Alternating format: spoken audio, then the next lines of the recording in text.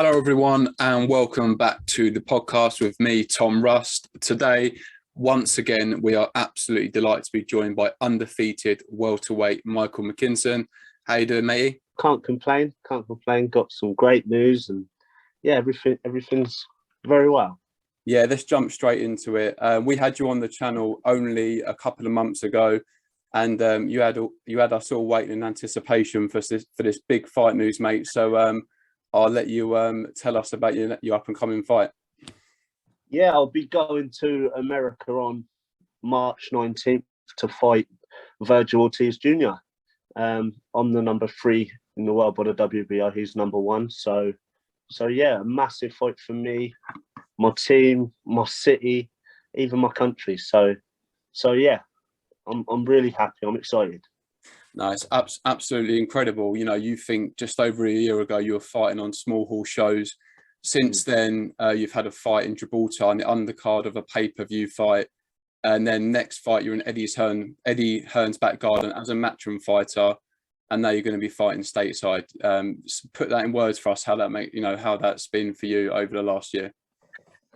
Yeah, I waited for a long time for my shot on the big stage. I got it last year, and fast forward not even 10 months and look at the opportunities I've been getting. So a big thank you to my team, my management team, firstly MTK Global, and obviously my promotional team in Matchroom and Eddie Hearn. I always had trust, I always had faith I'd get something massive in the end. I've had to earn it the hard way, but yeah, now we're finally here. We've got something that's potentially life-changing for me and my family. So yeah, I can't wait. You know, like I've been seeing online that everybody's saying, "Oh, fair play to Mckinson. He's got some balls on him." Well, yeah, anyone can have a set on him, can't they? Do you know what I mean? I really do believe I can go and spoil the script and bring back that win. Yeah, no, I've told a few people today that you're coming on the channel, and they've all, they've said this, similar things. Fair play to you. It's a big step up. However, I've spoken to you once before on the channel. I've seen you in other interviews. One thing that I noticed straight away about you, mentally, you're incredibly tough, and you're not afraid to be here. You said before you want to be on the big stage fighting. I think it's fair to say. You probably go into it as underdog, just like you have done a couple of times before. But it seems like sometimes you enjoy that sort of position. Yeah. I enjoy being the underdog. I enjoy having to prove people wrong. Like you say, I'm mentally bulletproof. I am. I'm a very confident guy. I believe in myself. I believe in my abilities and my team around me. So yeah, I knew when the fight would get announced, I'd be a massive underdog, and I knew there'll be all the uneducated boxing fans saying Ortiz will walk through me in a couple of rounds. But what if he doesn't? What if he doesn't? I'm not the type of fighter that's ever looked vulnerable in my fights. I've not really been getting out of second gear in my fights, so I deserve to be on this level. I deserve this opportunity, firstly. So I'm taking it with both hands, like they say, fear nothing but regret. And this is my big chance to change everything for me, change my future and stuff. So yeah, I'm going to take it with both hands and with a smile on my face. Yeah, I can tell you're absolutely buzzing for it. But no, I totally agree with you look, last year you went on the first Matchroom show as the underdog. You put on an incredible performance. You didn't look like you got out of first gear. You got the decision. You caused the upset. Then going on to the summer, another upset. Your opponent was there to win, and now you're going to be fighting stateside in America. Absolutely huge fight, and you've known for a little while now. How has it been? Did you let yourself go over Christmas at all? Have you just been completely zoned in, ready to take your opportunity in March? I originally thought this fight would be the end of January, so I done 4 weeks in camp by Christmas. Do you know what I mean? So I'd done like a mini camp, so to speak, to get myself ready for this camp. I didn't let myself go over Christmas. I had a Christmas dinner. And I got to enjoy my dinner on Christmas because I didn't think I'd be able to, being in January. So managed to have a Christmas dinner, nice and refreshed, and I've come back. I haven't put any weight on over the Christmas period. I trained all over Christmas. You know, this is this fight is everything to me. So I have no reason not to be motivated, not to be hungry for this. Do you know what I mean? So yeah, I'm in a real good place. A real good place. I am fully focused.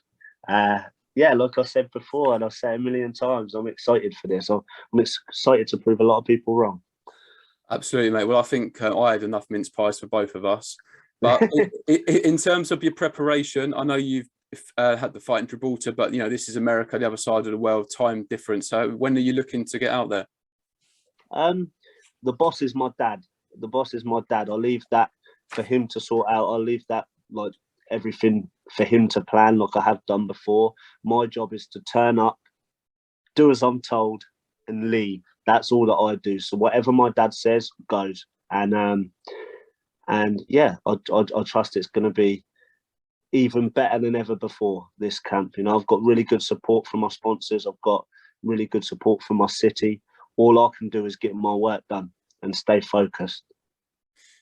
Yeah, no, I totally agree, mate. You know, this is an incredibly big fight for you. However, it's one that you deserve. You know, you've been on the small hall shows for a little while, and not too long ago, I was on the small hall shows begging for more.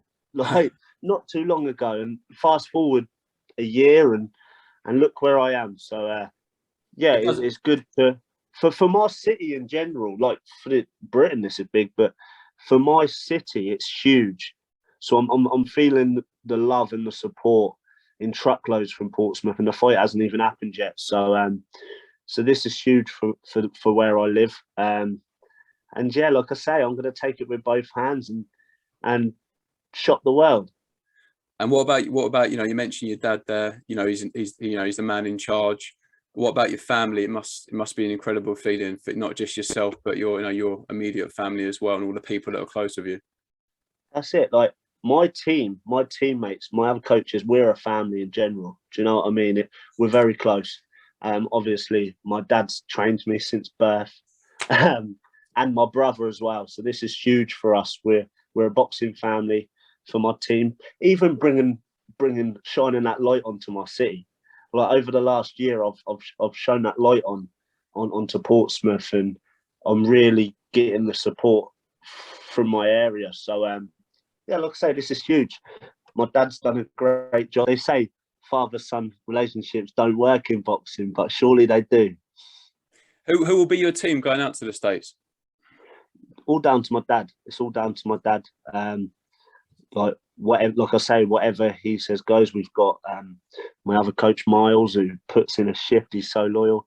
I'll call him up now. He'll be at work, and I'll call him up and say, "Can we go to the gym at this time?" And he'll come. So yeah, I've got a great team behind me. But whatever the boss says, that's the final decision. 100%. You've got to listen to your dad. Now, looking at the fight itself, I imagine you're leaving nothing to chance. You're going to go out there. Are you looking to sort of look for the stoppage, or sort of, you're an incredibly tough man to hit? What I know you're probably not going to give too much away in the game plan, but can you say anything about that?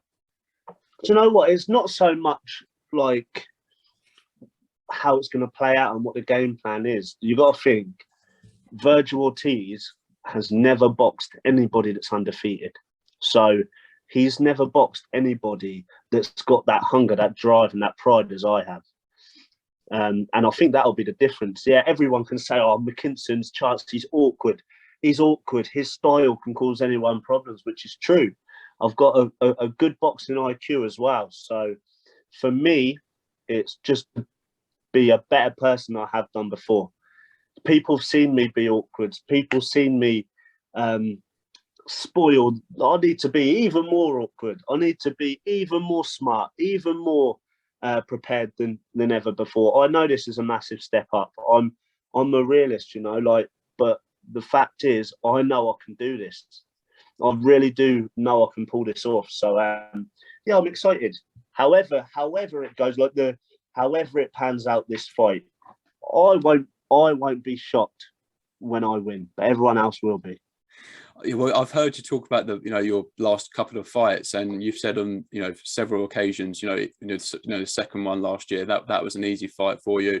You didn't really get out of first or second gear. So but it was felt like a lot of people were saying, "Oh, like this could be a tough fight for Mckinson." He was so confident that Ranowski, his manager Martin, he spoke a lot of waffle before, like. But the matter of like, no disrespect to my last opponent, Przemysław Ranowski, but he was bad. Like he was probably the worst opponent I've fought in the last couple of years. And for me, I left that fight thinking that was too easy. I've just won every round over 10 rounds there. Like I deserve to be on that next level. Like, do you know what I mean? Like, granted, I'm not Conor Benn, so I'm not going to be given like ex-world champions and that for my big fight, like to announce me to the world scene. I'm not Conor Benn. I'm not going to be given any of that. So, so credit to me for taking on Vergil Ortiz Jr., who's a tipped for stardom, a worldwide superstar. But for me, I'm going to be an overnight superstar. I'm going to be an overnight superstar when I pull this off. So I'm looking forward to all of the recognition and the credit that I'll be getting afterwards. Well, and the apologies. I thought you was going to lose. I thought you was going to get knocked out. Well, a couple of things on that. I hope you win a lot of people money again. I know on the last, well, especially all the close people around you.